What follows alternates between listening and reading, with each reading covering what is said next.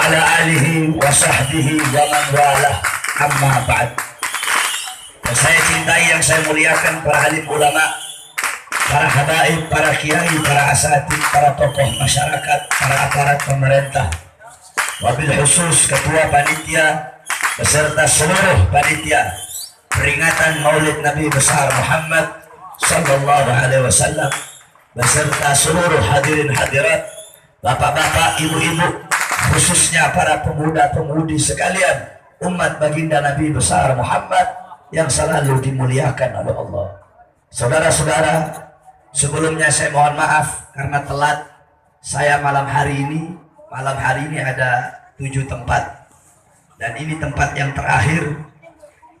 Dan karena waktu sudah malam, saya tidak akan lama, walaupun sedikit, tetapi insya Allah bermanfaat. Saudara-saudara, kita duduk di ini majelis di dalam rangka Maulid Nabi besar Muhammad sallallahu alaihi wasallam. Di dalam kitab Hawasi Syarwani ala Tuhfatul Muhtaj. Kitab Hawasi Syarwani adalah kitab Al-Imam Asy-Syarwani. Itu adalah hasiah daripada kitab Tuhfatul Muhtaj Al-Imam Ibnu Hajar Al-Haytami. Kitab Tuhfatul Muhtaj Al-Imam Ibnu Hajar Al-Haytami itu adalah syarah daripada kitab Minhajul Talibin Al-Imam An-Nawawi. Dalam kitab tersebut dijelaskan, wa anna afdalal layali lailatul maulid syarif, thumma lailatul qadar, thumma lailatul jum'at, thumma lailatul isra. Dan sesungguhnya malam yang paling utama, malam yang paling mulia, malam yang paling agung adalah malam kelahiran Nabi Muhammad. Setelah malam kelahiran Nabi, baru malam Lailatul Qadar. Setelah malam Lailatul Qadar, baru malam Jumat. Setelah malam Jumat, baru malam Isra. Pertanyaannya, kenapa malam Maulid lebih utama daripada Lailatul Qadar? Padahal Lailatul Qadar lebih utama daripada 1000 bulan. Lailatul Qadar malam turunnya para malaikat, malam diturunkannya Al-Quran. Tetapi kenapa malam Maulid lebih utama? Kenapa malam Maulid lebih mulia? Al-Imam Al-Qasqalani dalam kitabnya Al-Mawahib Al-Laduniyah, beliau berkata, malam Maulid lebih utama daripada Lailatul Qadar karena 3 perkara. Yang pertama, malam Lailatul Qadar adalah malam turunnya para malaikat, sedangkan malam Maulid adalah malam lahirnya, malam adanya baginda Nabi besar Muhammad sallallahu alaihi wasallam. Yang kedua, malam Lailatul Qadar adalah malam yang Allah anugerahkan untuk Nabi Muhammad, sedangkan malam Maulid adalah malam lahirnya seseorang yang diberikan anugerah tersebut. Yang ketiga, malam Lailatul Qadar adalah rahmat Allah bagi umat Nabi Muhammad saja, sedangkan malam Maulid itu adalah rahmat Allah bagi seluruh alam semesta. Abuya Al-Imam As-Sayyid Al-Habib Muhammad bin Alwi Al-Maliki Al-Hasani Al-Maki, beliau pernah menukil syair daripada As-Sayyid Muhammad Amin Qutbi.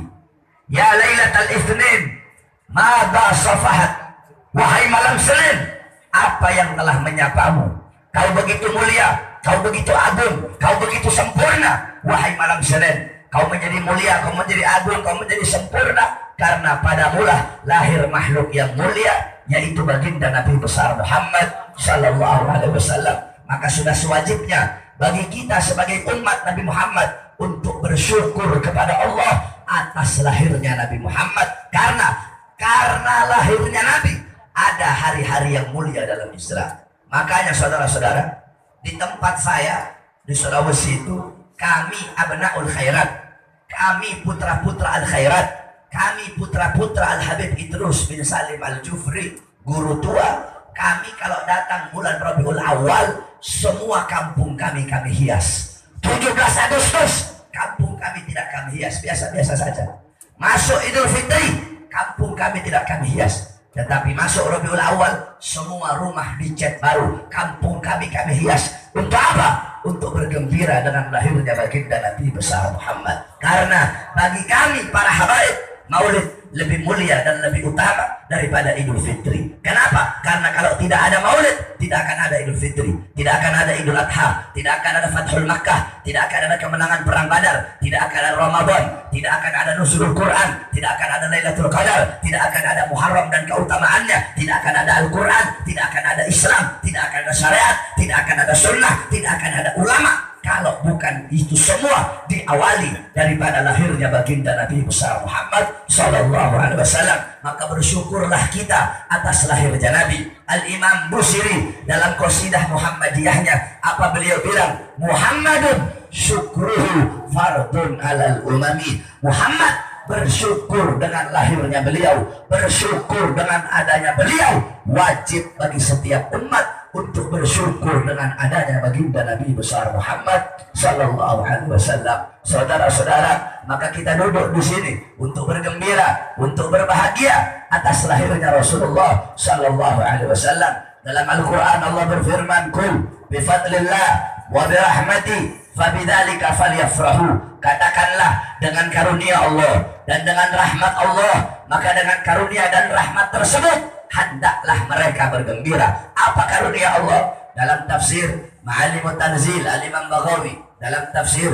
Jami'ul Bayan Al-Imam Ibnu Jarir At-Tabari, dalam tafsir Anwarut Tanzil Al-Imam Baydawi, dalam tafsir Madarikut Tanzil Al-Imam An-Nasafi, dalam tafsir Jami'ul Ahkam Al-Imam Qurtubi, dalam tafsir Jalalain Al-Imam Jalaluddin Al-Mahalli dan Al-Imam Jalaluddin As-Suyuti, dijelaskan fadluhu Al-Quran. Karunia Allah adalah Al-Quran, wa rahmatuhu al-Islam, dan rahmatnya Allah dalam ayat tersebut adalah Islam. Sedangkan dalam ayat yang lain Allah berfirman, wa ma arsalnaka illa rahmatan lil alamin. Tidak aku utus engkau wahai Muhammad kecuali engkau rahmat bagi seluruh alam semesta. Maka dengan adanya Al-Quran, ilmu sebagai karunia Allah, dan dengan adanya Islam dan Nabi Muhammad sebagai rahmat Allah, maka hendaklah kita bergembira. Saudara-saudara, ketika Nabi Muhammad lahir, seluruh alam jagat raya bergembira. Seluruh binatang yang melata, binatang yang di langit, binatang yang di bumi, binatang yang di laut, seluruh binatang bergembira. Malaikat bergembira, bidadari bersolek, bidadari yang udah cantik, mereka mempercantik dirinya untuk menyambut kelahiran Nabi Muhammad. Para khilman, para pelayan sorga, mereka menggelar permadani. Para wildan, anak-anak kecil di sorga, mereka menaburkan permata. Untuk apa? Untuk menyambut kelahiran Nabi Muhammad. Saking senang dan gembiranya dengan lahirnya Rasulullah. Bahkan dalam riwayat Sayyidina Abbas bin Abdul Muttalib, beliau pernah bermimpi berjumpa dengan Abu Lahab. Mimpi bisa dipakai dalam Fadailul A'mal. Beliau bermimpi bahwasanya Abu Lahab sedang diazab dan disiksa oleh Allah dalam neraka. Akan tetapi setiap hari Senin Allah ringankan azab dan siksa Abu Lahab. Dari jari-jarinya keluar air sehingga dia bisa minum dari air tersebut. Sayyidina Abbas nanya, wahai Abu Lahab, kenapa Allah ringankan azab dan siksamu setiap hari Senin saja? Kemudian Abu Lahab menjawab, karena aku pernah bergembira sesaat dengan lahirnya Muhammad. Ketika Muhammad lahir, budakku Suwaibah datang membawa kabar, wahai Abu Lahab, ponakanmu telah lahir, laki-laki yang sangat tampan. Aku senang, aku gembira dengan kabar tersebut, sehingga aku merdekakan Suwaibah. Karena kegembiraanku yang sesaat inilah Allah ringankan azab dan siksaku setiap hari Senin.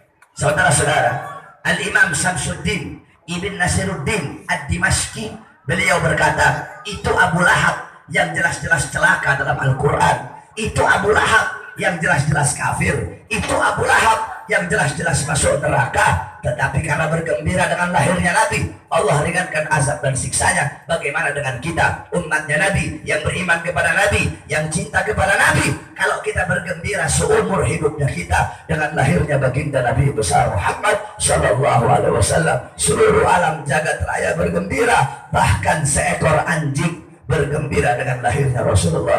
Maka kalau ada orang atau kelompok atau golongan yang mengaku sebagai umat Rasulullah tetapi merasa biasa-biasa saja dengan maulid, merasa biasa-biasa saja dengan lahirnya Nabi, tidak senang, tidak gembira, atau bahkan membenci maulidnya Nabi, itu orang tidak pantas disebut anjing. Pantasnya itu orang disebut lebih anjing dari anjing, saudara-saudara. Kenapa? Karena anjing saja bergembira dengan lahirnya Nabi Muhammad. Berarti kalau ada orang yang tidak gembira, itu orang lebih binatang daripada binatang, saudara-saudara. Semua makhluk bergembira illa iblis, kecuali iblis. Dalam riwayat diceritakan ketika Nabi Muhammad lahir, iblis teriak, iblis menjerit sekencang-kencangnya. Kenapa? Karena musuhnya iblis yang paling besar telah lahir. Karena makhluk yang paling dibenci oleh iblis telah lahir, yaitu Rasulullah. Dalam riwayat Nabi pernah nanya kepada iblis, wahai iblis, siapa musuhmu yang paling besar? Siapa makhluk yang paling kau benci? Apa kata iblis? Anta ya Muhammad. Kamu wahai Muhammad, musuhku yang paling besar. Kamu wahai Muhammad, makhluk yang paling aku benci. Setelah aku siapa? Setelah engkau, keluargamu, anak cucumu adalah makhluk yang paling aku benci setelah kamu. Saudara-saudara, para habaib adalah anak cucu Nabi Muhammad SAW. Saya tanya semuanya, jawab sama-sama. Berarti kalau ada yang benci para habaib, siapa itu orang? Jawab yang keras. Kalau ada yang benci para habaib, siapa itu orang? Al-Habib Rizik bin Husain bin Syihab, beliau anak cucu Nabi Muhammad yang memperjuangkan agama. Berarti kalau ada yang benci beliau, siapa itu orang?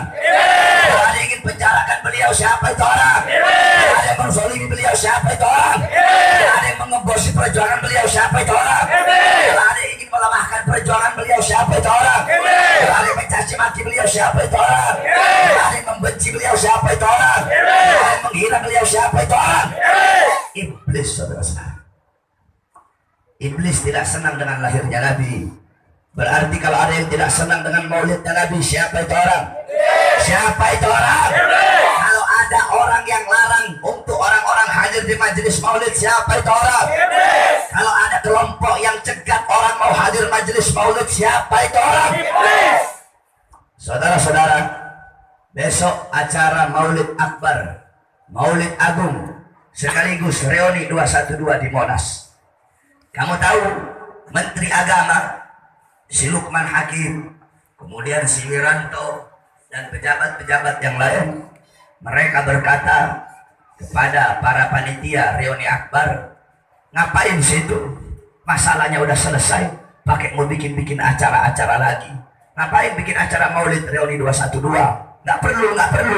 Saudara-saudara, Abu Yamaliki berkata, tidak layak, tidak pantas bagi seseorang yang berakal untuk bertanya ngapain merayakan maulid Nabi Muhammad. Seakan-akan, seolah-olah itu orang bertanya ngapain bergembira dengan lahirnya Nabi Muhammad Sallallahu Alaihi Wasallam. Saya tanya, kalau Menteri Agama nanya seperti itu, Menteri Agamanya punya akal apa tidak? Punya akal apa tidak? Punya akal apa tidak? Saudara-saudara sekalian, maka kami serukan kepada seluruh hadirin yang hadir di sini untuk bisa menghadiri acara reuni akbar 212 besok, sekaligus maulid Nabi besar Muhammad Sallallahu Alaihi Wasallam. Datanglah engkau kepada acara tersebut, karena acara itu adalah acara untuk kebangkitan umat Islam, untuk persatuan umat Islam, untuk ukhuwah umat Islam. Nanti ribuan majelis taklim, puluhan ratusan ormas-ormas Islam, ribuan pondok-pondok pesantren, nantinya bakal ada jutaan bendera-bendera majelis berdiri di bawah langit Jakarta, saudara-saudara. Ini sebagai bukti bahwasanya Jakarta adalah kota Nabi Muhammad, betul. Bahwasanya Jakarta, tanah Betawi, adalah kota para santri, betul. Jakarta adalah kota majelis taklim.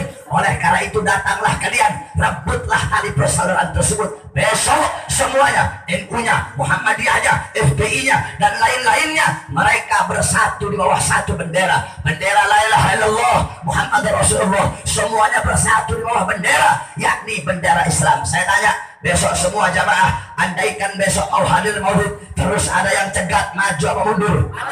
Maju apa mundur? Kalau ada yang cegat acara maulid, siapa itu orang?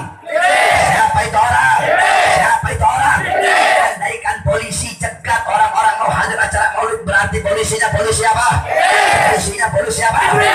Andaikan mereka melarang bis-bis untuk pergi ke acara Monas besok, berarti mereka siapa? Berarti mereka siapa? Andaikan besok dihadang oleh iblis, maju apa mundur? Maju apa mundur? Kalau iblis yang mengeluarkan senjata, lawan apa jangan? Lawan apa jangan? Maju apa mundur? Sampaikan kepada mereka, hei kalian para penggembor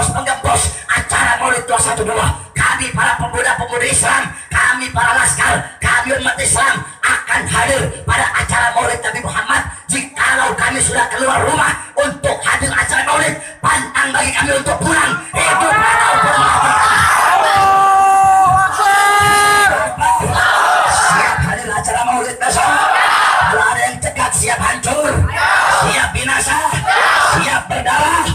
Allahu Akbar. Semuanya siap bela agama, siap bela bangsa, siap bela negara, siap miskin asalkan bangsa kaya, siap mati asalkan bangsa hidup, siap menderita asalkan bangsa bahagia, siap susah asalkan bangsa kaya, siap susah asalkan bangsa bahagia, siap lawan koruptor, siap lawan pejabat zolim, siap hancur demi Indonesia, siap berdarah demi agama. Allahu Akbar. Allah berikan kemenangan kepada umat Islam.